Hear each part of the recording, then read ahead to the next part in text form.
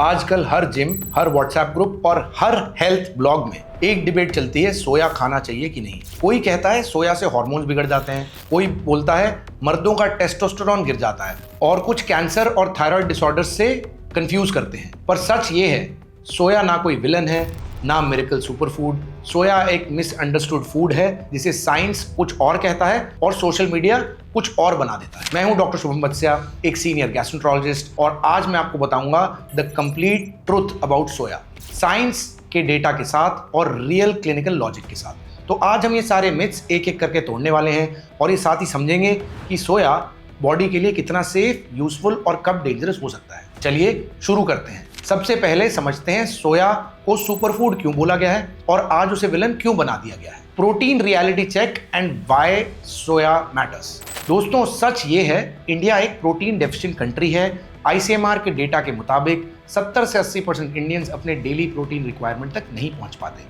Vegetarians के लिए ये गैप और भी बड़ा है क्योंकि उनके पास ऑप्शंस पहले से ही लिमिटेड होते हैं और उन्हीं लिमिटेड ऑप्शंस में सोया एक complete high quality protein source के रूप में सबसे आगे आता है। एक अडल्ट बॉडी को हर दिन रफली 0.8 से 1 ग्राम प्रोटीन पर किलोग्राम बॉडी वेट चाहिए, तो सिर्फ रोटी, चावल और सब्जी से फिगर कभी भी कंप्लीट नहीं होगा। ये रीजन है कि सोया इंडियंस के लिए एक इंपॉर्टेंट डाइटरी सपोर्ट बन गया है, क्योंकि सोया ही उन कुछ प्लांट बेस्ड फूड्स में से है जिसमें ऑल 9 एसेंशियल अमीनो एसिड्स होते हैं। ये वही अमीनो एसिड्स हैं जो बॉडी खुद नहीं बना सकती और जिनके बिना टिश्यू रिपेयर, हार्मोन बैलेंस और इम्यूनिटी सब डिस्टर्ब हो जाती है। सोया का एक सर्विंग मतलब 1 कप बॉइल्ड सोयाबीन्स आपको रफली 15 से 17 ग्राम प्रोटीन देते हैं। पर डिफरेंस ये है कि ना तो इसमें कोलेस्ट्रॉल है, ना सैचुरेटेड फैट, और साथ में फाइबर और मिनरल्स भी भरपूर हैं।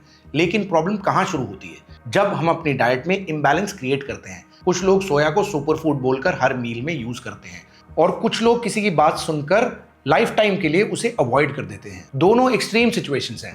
मैं आपको एक सिंपल एग्जांपल देता हूं। अगर कोई पेशेंट मुझे कहता है डॉक्टर साहब मुझे कॉन्स्टिपेशन है, तो मैं फाइबर बढ़ाने को बोलता हूं, लेकिन सिर्फ फाइबर नहीं, फाइबर के साथ पानी भी चाहिए होता है।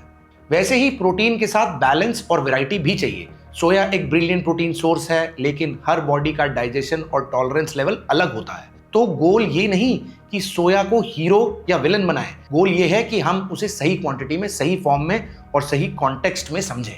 अब चलिए सबसे इंपॉर्टेंट पार्ट पे आते हैं, वो मिथ्स जिनकी वजह से सोया से लोग दूर जाने लग गए हैं और साइंस के थ्रू देखते हैं इसकी असली में रियलिटी क्या है। मिथ 1, सोया डिस्टर्ब्स दी हॉर्मोन्स।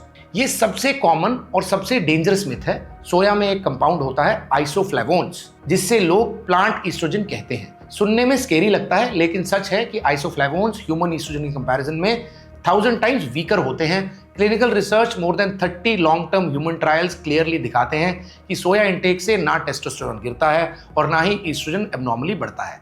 यानी नॉर्मल क्वांटिटी में सोया लेना हार्मोनल सिस्टम को डिस्टर्ब नहीं करता।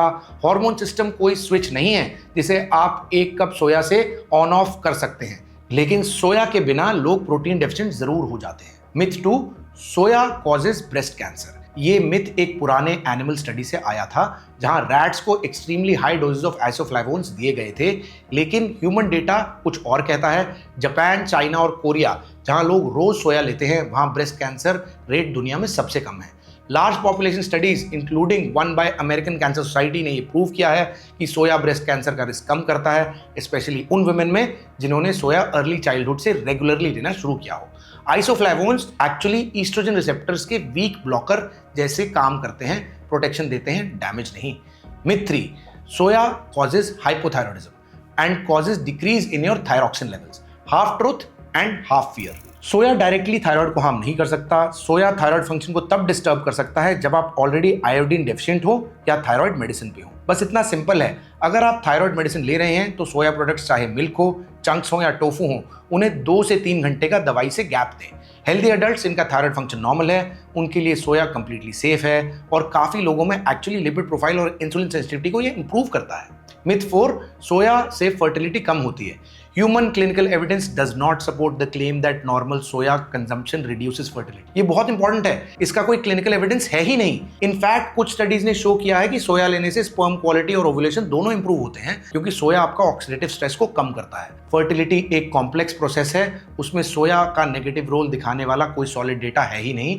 तो प्लीज सोया को अपनी डाइट से इसलिए मत हटाइए क्योंकि किसी जिम ट्रेनर ने बोला था ये मैस्कुलिन एनर्जी या टेस्टोस्टेरोन को कम कर देता है। Myth 5, soya is only for women. ये बहुत बड़ा मिथ है। अगर ऐसा होता तो जापान और कोरिया में सब मेन फेमिनिन होते। रियलिटी ये है कि सोया एक न्यूट्रल प्रोटीन है जो दोनों जेंडर्स के लिए इक्वली बेनिफिशियल है। और सोया मेन में हार्ट और लिवर हेल्थ को इंप्रूव करता है और विमेन में मीनोपॉज के बाद बोन और कोलेस्ट्रॉल बैलेंस को सपोर्ट करता है। तो जेंडर के बेस पर फूड डिवाइड करना साइंस नहीं, सुपरस्टिशन और अंधविश्वास है। दोस्तों, सोया एक हार्मोन डिसरप्टर नहीं है, ये एक न्यूट्रिएंट रेगुलेटर है। लेकिन बाकी सारे फूड आइटम्स की तरह सोया भी कंडीशन के साथ आता है, and this is called moderation. Science of moderation and the right way to consume soya. देखिए, किसी भी फूड का इम्पैक्ट डोज और फॉर्म पे डिपेंड करता है और सोया भी उसी रूल को फॉलो करता है। प्रॉब्लम तब होती है जब लोग सोया को मैजिक फूड बना देते हैं या पॉइजन। दोनों एक्सट्रीम्स रॉन्ग हैं। साइंस ये कहता है कि 15 से 25 ग्राम सोया प्रोटीन पर डे, यानी रफली 80 से 100 ग्राम सोया चंक्स या 1 से 1.5 कप सोया मिल्क एक एडल्ट के लिए कंप्लीटली सेफ है। इस रेंज के अंदर कोई हार्मोनल फर्टिलिटी या थायराइड डिस्टर्बेंस का एविडेंस नहीं है। ये conclusion Harvard school of public health ICMR और अमेरिकन हार्ट एसोसिएशन की 100 से ज़्यादा क्लिनिकल ट्रायल्स पे बेस्ड है। सबका कॉमन आउटकम ये था, मॉडरेट सोया इंटेक से कोलेस्ट्रॉल कम होता है, LDL इंप्रूव होता है, लिवर स्टेबलाइज होता है। सोया के कुछ कंपाउंड्स जैसे आइसोफ्लेवोन्स और फाइटोस्टेरॉल्स जो लिवर और गट के लिए प्रोटेक्टिव रोल हैं उसको भी प्ले करते हैं। ये मॉलिक्यूल्स इन्फ्लेमेटरी मीडिएटर्स को ब्लॉक करते हैं और इंसुलिन रेजिस्टेंस और लिपिड मेटाबॉलिज्म को रेगुलेट करते हैं। सिंपल वर्ड्स में सोया एक मेटाबॉलिक बैलेंसर जैसे काम कर सकता है जब तक आप उसको मॉडरेशन में यूज करते हैं। लेकिन एक इंपॉर्टेंट डिस्टिंक्शन समझना जरूरी है, सोया का फॉर्म।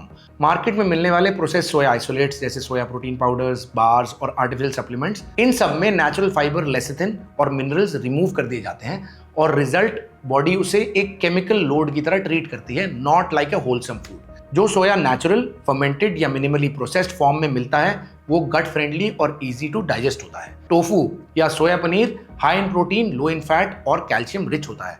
टेम्पे फर्मेंटेड सोय जिसमें प्रोबायोटिक्स होते हैं जो गट माइक्रोबायोम को इंप्रूव करते हैं। Unsweetened soy milk ideal option for those avoiding dairy as lactose intolerance is increasing.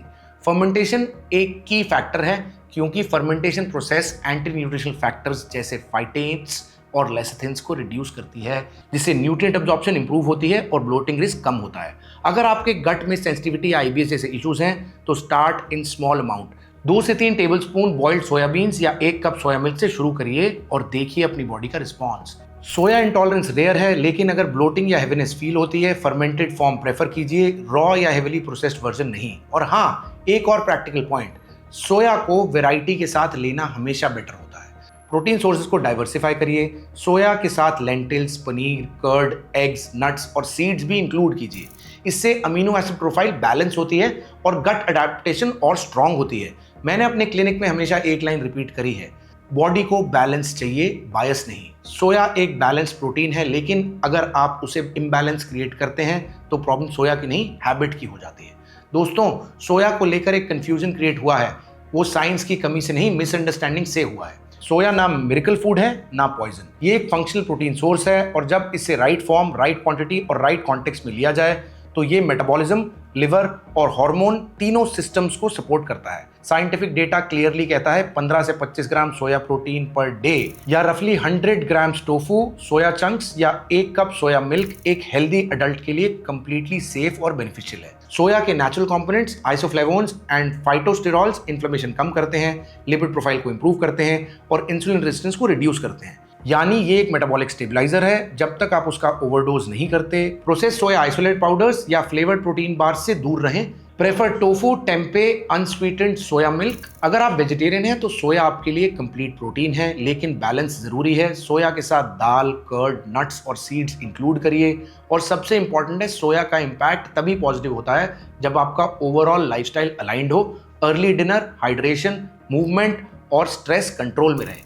इसका मतलब सिंपल है, फूड तभी हील करता है जब सिस्टम रेडी हो। सोया से बचने की जरूरत नहीं, सिर्फ उसे समझने की जरूरत है। साइंटिफिक कंसेंसस ये कहता है मॉडरेट सोया इंटेक सेफ है, प्रोटेक्टिव है और लॉन्ग टर्म हेल्थ के लिए यूजफुल है। और मैं आपसे बस इतना कहना चाहता हूं, न्यूट्रिशन को मिथ के नहीं, मैकेनिज्म के पर्सपेक्टिव से समझिए। सोया एक रिमाइंडर है कि हीलिंग बैलेंस से आती है, एक्सट्रीम से नहीं। तब तक ईट कामली, थिंक साइंटिफिकली और अपने गट का ध्यान रखें, क्योंकि वही आपकी असली इम्यूनिटी है और असली सुपर पावर आपके गट के अंदर ही है।